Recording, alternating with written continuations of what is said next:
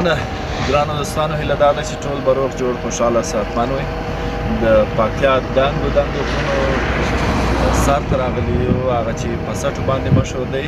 په ویډیو کې تاسو ته ښایو. هیله دا ده چې ویډیو ستاسو د خوښې وړ وګرځي. دا د کال د واورو هغه آغاز دی، پیل دی، او له دې وروسته به له خیره که کېدل نور هغه ولایتونه چې نسبت یو څه ګرم دي په هغو کې به هم واورې کېږي.